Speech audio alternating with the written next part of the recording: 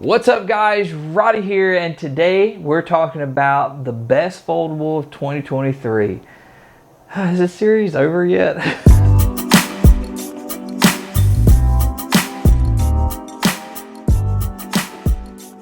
Hey guys, don't forget to hit that subscribe button, and if you've already done that, you are awesome.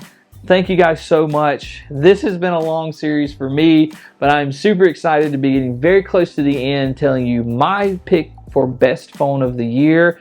But today we've got to get rid of all of these slab phones, and we've got to talk about the phones that open and close. That's right, we're going to talk about today what has been the best foldable, and then I'm going to give an honorable mention for the foldable that I've enjoyed the most. So we'll get right into it. We've got to talk about design. So you've got two separate kinds of folding devices. You've got flip phones and you've got folding phones. Flip phones are clamshells that open up, like the Z Flip 5, Motorola Razr, the Oppo N2 Flip.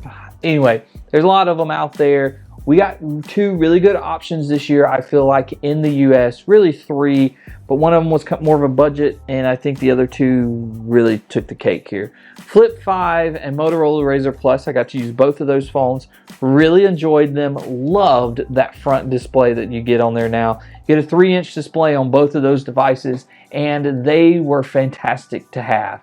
If you're a big selfie person, that's the phone you gotta get, because when it's closed in that clamshell style, you can get some great selfies with the main shooter on both of those devices. Now, out of the box, the Motorola kind of has more of the capabilities with that front screen. Luckily, Samsung gives us two different app stores. You do have to download some apps and jump through a few little hoops, but it's not too painful. It's pretty simple. Just download some apps and enable some stuff and you're good to go.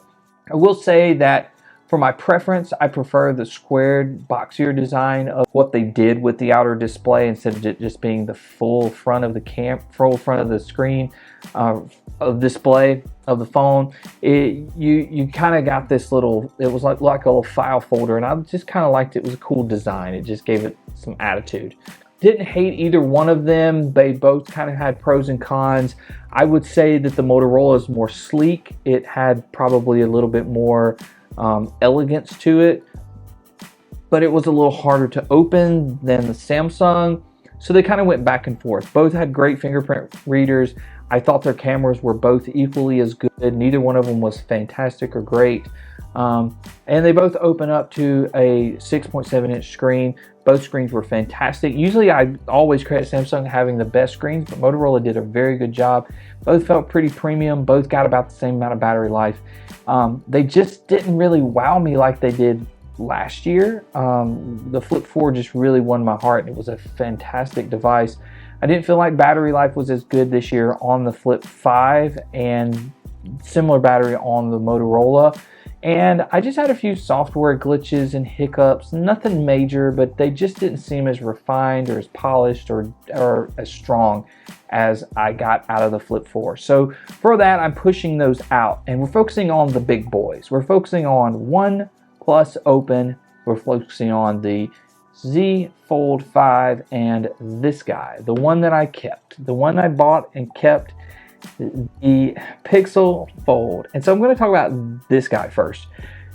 Pixel Fold came out this year. I was super skeptical. I didn't think I would like the smaller size. I was all about the one-handed use and how easy it was to do that on the Z Fold 4, and just knew I was going to get a Z Fold 5 and be happy. Plus you get S Pen support and things like that. You didn't get any of that here. However, we know that Pixel takes some fantastic photos, and we expected the cameras to be better. They didn't disappoint this year. On top of that, you got pretty decent battery life. I don't feel like any of these phones, OnePlus Open, Z Fold 5, or the Pixel Fold, are really just running away with battery. While I feel that the Z Fold 5 is probably the best battery out of them, they're all pretty close within, a little bit of each other. So you might get an extra hour or 30, 45 minutes or something like that. It just depends on your usage. So it's very subjective when it comes to battery. But everything else, hardware, software, they're all competing and all doing things differently. and I just really felt like this design grew on me the most. This is going to go down this year as my favorite honorable mention when it comes to foldables. Now, on the outside, this passport size, this smaller design really won its way into my heart, and this device has been something that I have a hard time getting away from and not using. It looks great on a table. I love the way it feels. I love the way it looks. A lot of things that I typically don't like here, they didn't bother me for some reason on this device. I didn't even want the darker color, and now it's growing on me. I really enjoy it. But that being said, it is not the best foldable, because once you open this device is when you really kind of get into the weeds. Now, here again, this is me kind of listening to everyone that's out there and also putting my judgment in there. Now, when I have a folding phone, I'm not used to a folding phone getting to a certain point and then snapping all the way open. I'm used to having to open the phone all the way up. And I don't open the phone up until it clicks. Like you feel a little click right there and you stop. I open one of these phones until it's flat. Now, this does have a little, you can kind of feel where the hinge goes down, but it's not flat. And a lot of people said, oh, it doesn't open flat. Well, it does. You just have to open it flat. And when I open this device, I open it until it's flat. I don't stop.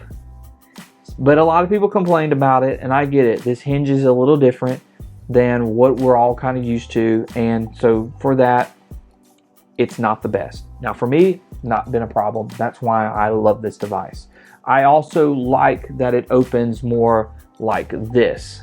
It opens longer instead of opening like this and me having to turn it like this. I like this more book style form factor, the passport style is what I call it. And then we also have to talk about the bezels. Now for me, the bezels do not bother me at all. They don't look bad.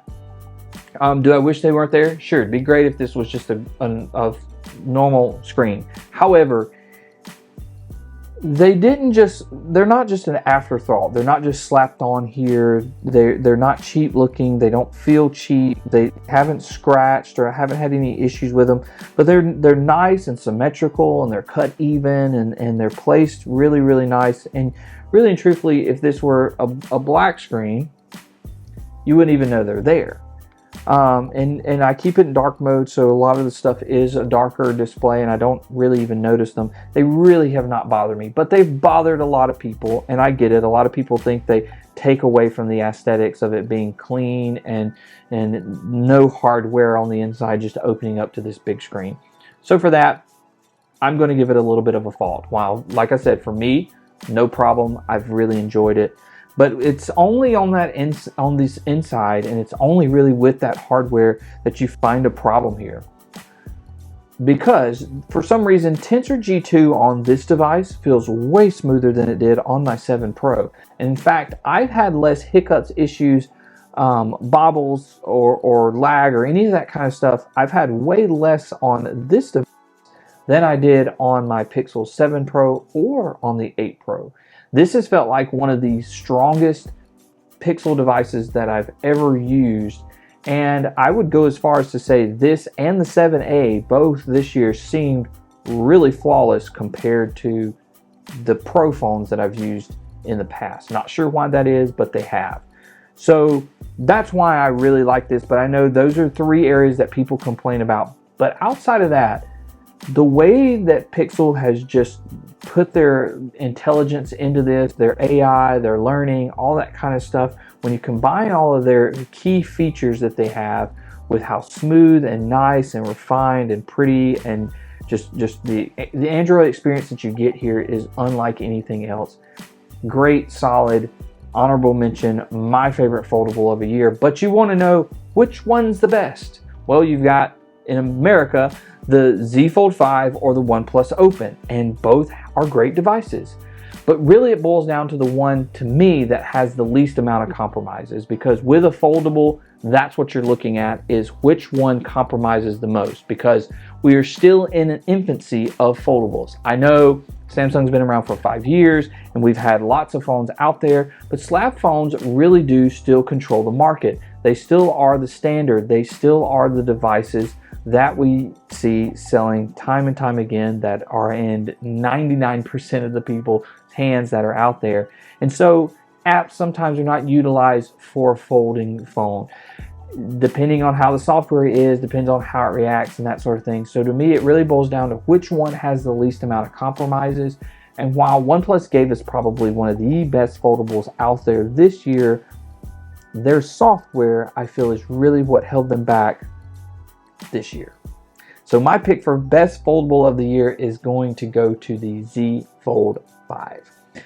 I just feel like Samsung's software and their chipset choice, along with just their prowess of having these devices around, while it wasn't a big difference between the Fold 4 and the Fold 5, the chipset, the software enhancements, I think, continuously push the envelope and push them forward. Now, a lot of people say, well, that's preference. True, but I still feel that when you look at the software and how it's utilized versus what you're really truly buying a foldable for, and 9 times out of 10 you're buying it so you can use the inner display and you can multitask and things like that. I just feel like Samsung is further ahead than the competition because they've been in the game just a little bit longer when it comes to foldables.